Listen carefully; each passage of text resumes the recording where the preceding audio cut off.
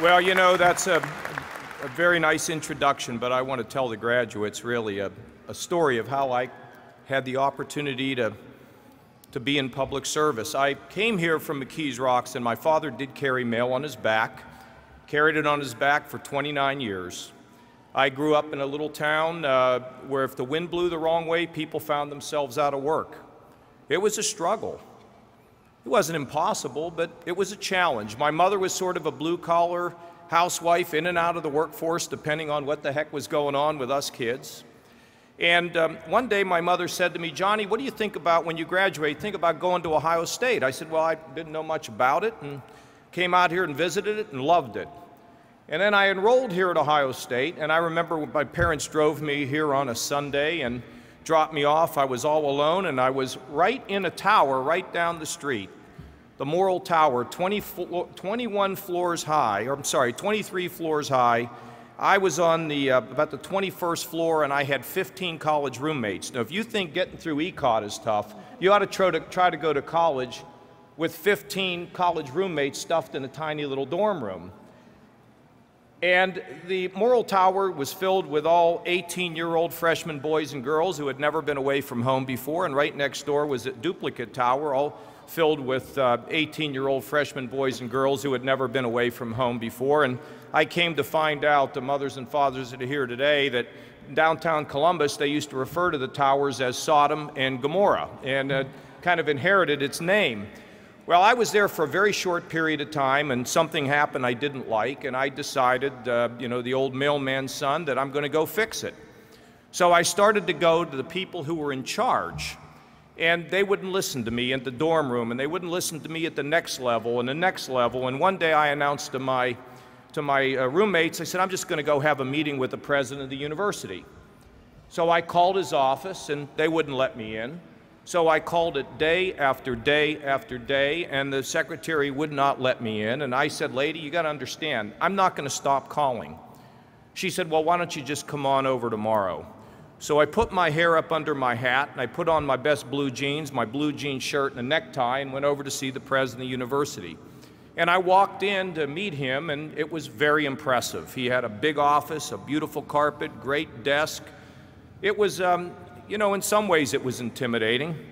We shook hands, and he said, "Sit down and tell me what's on your mind. What is your concern?" And I expressed it to him, and I said, "You know, Dr. Fawcett, I've been here at Ohio State for about, 45, 50 days, and I really don't know what I want to do." I said, "But looking at the secretary, the carpeting, the desk, the table, the chandelier, maybe this is the job for me, being president of a university. What exactly do you do?" So he started to tell me about all of his responsibilities, fundraising, academics. And this was in 1970. And he said, "Well, tomorrow I'm going to have the privilege of flying to Washington, and I'm going to have a meeting with the President of the United States, because I was one of the only college presidents to have supported the president." And I said, "Well, sir, there are a number of things that I would like to tell him also. Do you think I could go with you?" And he said, "No." And I said, "Well, if I go back to my dorm room and write a letter to the President of the United States, could you give it to him?"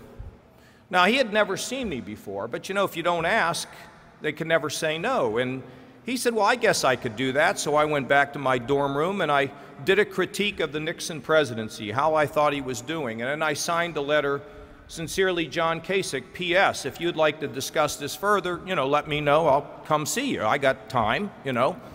So a couple weeks later, I go down to my mailbox, and there, sure enough, I can see through the glass window of the mailbox, there's a letter from the White House. So I pull the letter out, I read it, I go upstairs into my dorm room, and I call home to McKees Rocks, and my mother answers the phone. And I said, "Mom, I just got a letter from the President of the United States. He would like me to fly to Washington and have a meeting with him in the Oval Office."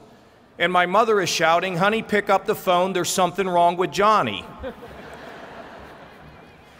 So we had a debate in the Kasich household about whether this was a ruse or a trick or something. And the meeting was scheduled for right around Christmas. And I went home from Ohio State for my first quarter break. And my parents finally said, okay, Johnny, we're going to send you to Washington, but we really don't believe this is going to happen. And they drove me to the Pittsburgh airport. And I remember I was in the back seat of the car, and I got out. My mother round down the window, and she looked at me. She said, no, honey, when you get down to Washington, they're not going to let you in. But I'll be here at the phone. You call me. Everything will be okay. So I get in the plane. I fly to Washington. I get in a car. I go up to the White House gate. I said, hi, I'm John Kasich. I'm here for a meeting with the President of the United States. And the guy looks at me, and he looks at his clipboard. He says, come on in. So they open up the gate, and I said to him, sir, do you have a phone I could use? And he said, well, young man, you're scheduled to have a meeting with the President of the United States. Who do you have to call? I said, I got to call my mother and let her know I got in. So, Mom, I made it, you know? So I walk inside in the White House, and I'm sitting right outside the Oval Office, and a man walks up to me, and he says, young man, you're going to get 5 minutes with the President of the United States. Sounds pretty good, doesn't it, Bill Lager? 5 minutes is 18, same age you are, with the President of the United States. Holden, what do you think? Sound pretty good? Let me tell you what I'm thinking. I got a new shirt, a new tie, new pants. I'm not coming out in 5 minutes, okay? I didn't come all this way for 5 minutes, so they open up the door to the Oval Office. And I walk in, and there's the President.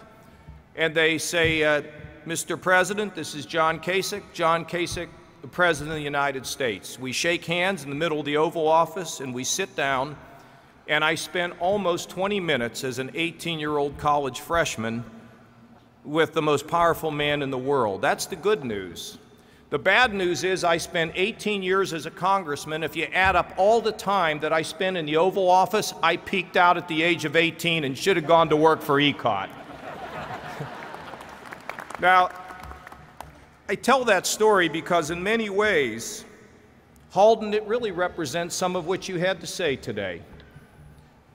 You don't take no for an answer. Now, these commencements, I've been doing them for 30 years, and they're very special to me. You know, I had an opportunity to walk down the road to your colleagues and to your family members, and I look every one of them in the eye. And you know what goes through my mind? What's going to happen to them? What are they going to become? What are they going to do? Am I really talking to somebody here who's going to change the world? And changing the world is not just about hitting a home run with the bases loaded. Maybe you change the world in one kid's life.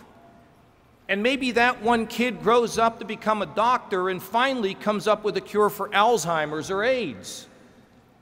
And I look at each of you, and I wonder and I pray that you're going to have a full life and a life with a personal mission.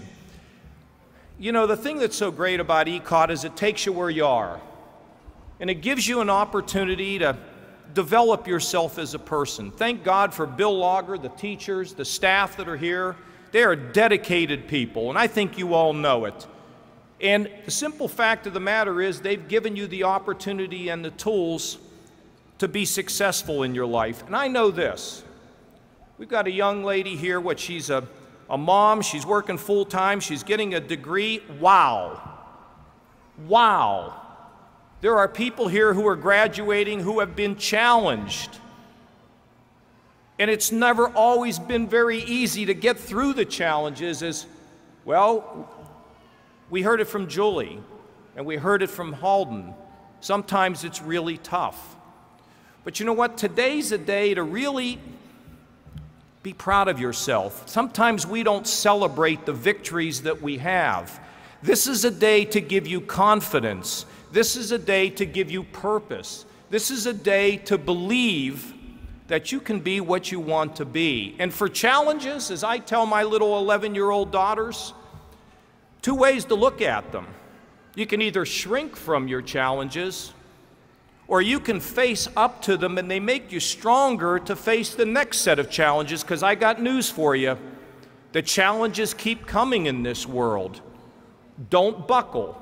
Get stronger with every single challenge that you can accomplish. Let me tell you another thing. Surround yourself with people who tell you what you can do. Supporters, dear friends who say, oh no, I know you can do that. Sometimes the people who are closest to us are the people that have the hardest time seeing what we can become. Don't tolerate the negative ones. If they want to be negative, say thank you very much, but please keep your comments to yourself. Surround yourself with people that tell you that you can reach your hopes and dreams, and people who love you and will support you to get you where you want to go. Reach for the stars. You know, if you shoot low, you can't finish high. And if you shoot high, God only knows where you can end up. So no matter what you want to be, just some little kid from a little village in some faraway place in Ohio, shoot for the stars. We have an astronaut, the first man to walk on the moon from Wapakoneta, Ohio. You can be what you want to be, but you have to shoot for your hopes and your dreams. You know, as I was getting ready to come here, I was on a treadmill, and I thought about how to say this. I want to give you a gift today, best gift I can give you. Sometimes we open up gifts and we say, well, what the heck is that, right? And we smile and say thank you. But I want to give you a gift. And I don't want, and everybody doesn't have to buy into this, but I want to give you my gift, the best gift that I can give you.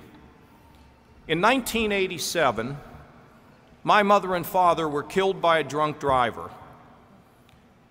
And I was in a very black hole, in a very dark place. And somebody came to me and they said to me, John, where are you on your eternal destiny? Do you have a relationship with the Creator, with the Lord? And I hesitated, because I'd gone to church as a kid, and you go in there and you do this and you do that, and maybe you get a sense of feeling from time to time. But I never really understood it until that day in 1987 where I had nowhere else to go. And so I have spent the last 24 years of my life in a very purposeful way to figure out whether I really believe there is a Creator. And if in fact there is a Creator, what's the deal with this guy? What's the deal with the Creator? How's he going to work with me, and how am I going to work with him? And I have concluded, not on the basis of hope or rabbit's foots or anything else, yeah, there is a Creator. And look at some of your own lives to understand the blessings that you have. And here's the purpose of this. Every single one of you has a purpose. You were put on this earth to help heal this world. I have no doubt in my mind about it. And in order for us to be able to help become a part of healing this world, we have to find that special gift that our Creator gave us. Every single one of you have something that no other human being on this earth today has. You're unique and you are special in the eyes of the Creator. And when you open that present, and when you find that gift, and when you use it, I can tell you that satisfaction in life comes from carrying out that purpose and that mission. Now, many of you in this class today have come from some tough surroundings. You wonder, does anybody love me? Can I ever really get to where I want to get to?